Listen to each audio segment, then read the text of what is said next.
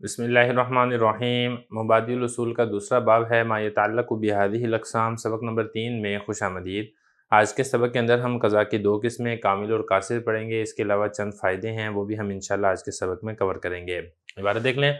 والقضاء اذا نوعان کامل وهو تسلیم مثل الواجب صورتا ومعنا كقضاء الصلاة وقاصر وهو تسلیم مثل الواجب معنا فقط كفدية الصلاة بعد الموت۔ فائدہ: الاصل هو الاداء کاملا كان او ناقصا وانما يصار الى القضاء عند تعذر الاداء۔ فائدہ: الاصل في القضاء هو الكامل وانما يصار الى القاصر عند العجز عن الكامل۔ فائدہ: ما لا مثل له لا صورة ولا معنى لا يمكن ایجاب القضاء فيه وينتقل حكمه الى الاخرة كالمنافع لا تضمن بالاتلاف۔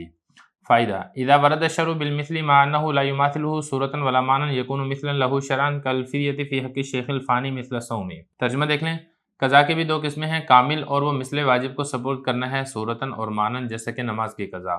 اور قاصر اور وہ مثل واجب کو سپرد کرنا ہے مانن صرف جیسا کہ نماز کا فدیہ موت کے بعد۔ فائدہ: اصل یہ ادا ہے، کامل ہو یا ناقص ہو، سوائے اس کے نہیں قضاء کی طرف جایا جاتا ہے جس وقت ادا متعذر ہو، ادا ناممکن ہو۔ فائدہ: اصل قضاء میں وہ کامل ہے، سوائے اس کے نہیں قاصر کی طرف پھرا جاتا ہے جس وقت کامل سے عاجز آ جائے۔ فائدہ: ہر وہ چیز جس کی مثل نہیں ہے، نہ صورتاً نہ مانن، وہاں پر قضاء کو کرنا واجب نہیں ہے اور حکم منتقل ہو جائے گا آخرت کی طرف جیسا کہ منافع وہ طلب کرنے سے زمان نہیں آتا۔ فائدہ: جب شرع وارد ہو مثل کے ساتھ باوجود اس کے کہ وہ صورتاً اور نہ ہی مانن اس کے مماثل ہے، تو وہ اس کے لیے مثل شرعی ہوگی جیسا کہ فدیہ شیخ فانی کے حق میں روزے کی مثل ہے۔ عبارت ہو چکی ہے، ترجمہ ہو چکا ہے، اب چلتے ہیں اس کی تشریح کی طرف۔ گزشتہ سبق کے اندر ہم نے پڑھا تھا کہ مامور کی دو قسمیں ہیں، ایک ہے ادا اور دوسری ہے قضا۔ ساری تفصیل پہلے گزر چکی ہے، پھر ہم نے ادا کی دو قسمیں بھی پڑھ لی ہیں، ادائے کامل اور ادائے قاصر۔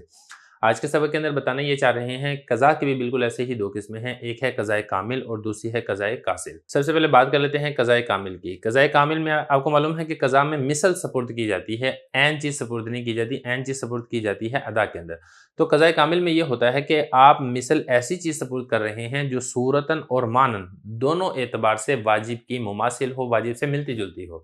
مثال کے طور پہ ایک نماز ہے، وہ آپ سے فوت ہو چکی ہے، آپ اس نماز کی قضا کر رہے ہیں، تو جو یہ نماز آپ قضا کر رہے ہیں یہ صورتاً بھی اور مانن بھی دونوں اعتبار سے اس واجب کی مثل ہے، اس واجب کے مماثل ہے جو واجب ادا کرنا آپ کے اوپر لازم اور ضروری تھا۔ دوسرے نمبر پر ہے قضائے قاصر۔ قضائے قاصر میں آپ ایسی مثل سپرد کرتے ہیں جو صرف مانن واجب کے مماثل ہوتی ہے، صورتاً واجب کے مماثل اور واجب سے ملتی جلتی نہیں ہوتی ہے۔ مثال کے طور پہ کوئی شخص ہے، وہ فوت ہو چکا ہے اور اس کی کچھ نمازیں تھیں جو اس نے زندگی میں ادا نہیں کی تھی، آپ اس کی جانب سے فدیہ ادا کرتے ہیں، تو یہ جو فدیہ آپ ادا کر رہے ہیں یہ مانن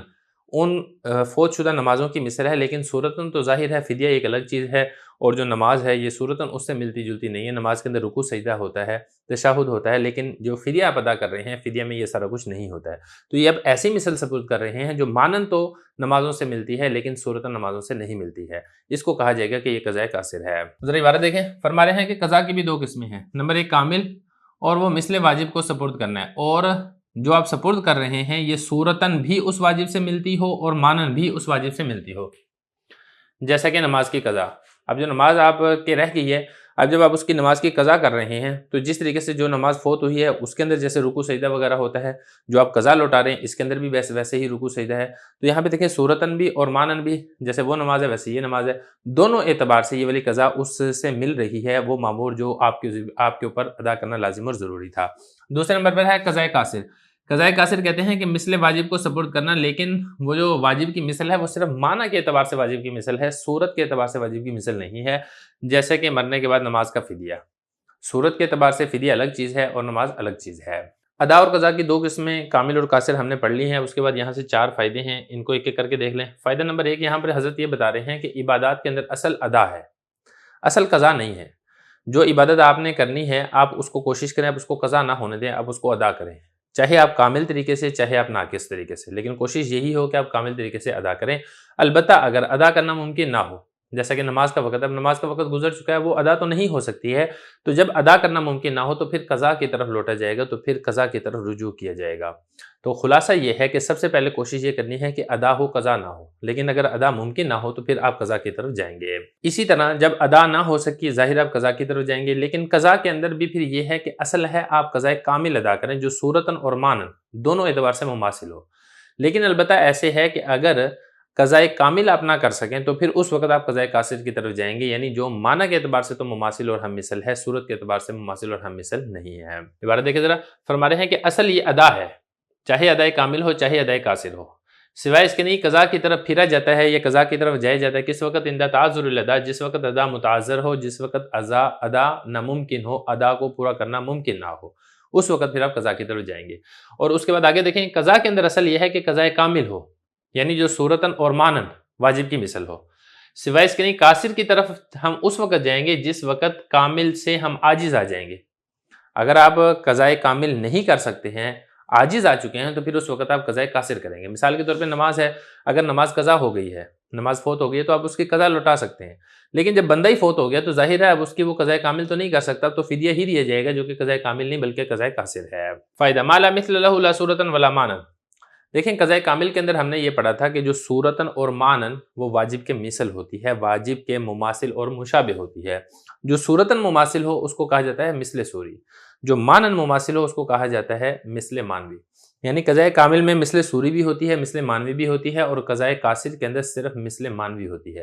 یہاں سے بتانا یہ چاہ رہے ہیں کہ اگر بالفرض کوئی چیز ایسی ہے نہ تو اس کی مثل صوری پائی جاتی ہے نہ ہی اس کی مثل مانوی پائی جاتی ہے، تو پھر اس صورت میں قضا واجب نہیں ہو سکتی ہے، اور یہ جو حکم ہے وہ آخرت کے حوالے کر دیا جائے گا، آخرت کے سپرد ہو جائے گا، کیونکہ ظاہر ہے قضا کے اندر یا تو قضاء کامل ہوگی اور قضاء قاصر ہوگی۔ جب کوئی چیز ایسی ہے نہ تو اس کی مثل صورتاً پائی جاتی ہے نہ ہی اس کی مثل مانن پائی جاتی ہے، تو پھر وہاں پر جب مثل صوری بھی نہیں ہے مثل مانوی بھی نہیں ہے تو آپ قضا کیسے کریں گے؟ قضا کرنا ممکن نہیں ہے، لہذا اس صورت کے اندر جو معاملہ ہے وہ آخرت کے سپرد ہو جائے گا، اور دنیا کے اندر اس کی قضا کرنا لازم اور ضروری نہیں ہوگا۔ مثال کے طور پہ منافع ہیں، اگر منافع ضائع ہو جاتے ہیں تو پھر اس صورت کے اندر ضمان واجب نہیں ہوگی۔ کیوں؟ کیونکہ منافع ایسی چیز ہے جس کی نہ تو مثل صوری پائی جاتی ہے اور نہ ہی اس کی مثل مانوی پائی جاتی ہے۔ مثال دیکھ لیں تاکہ بات سمجھنی آسان ہو جائے۔ مثال کے طور پہ ایک شخص نے دوسرے کا غلام غصب کیا اور اس سے پورا مہینہ خدمت لی۔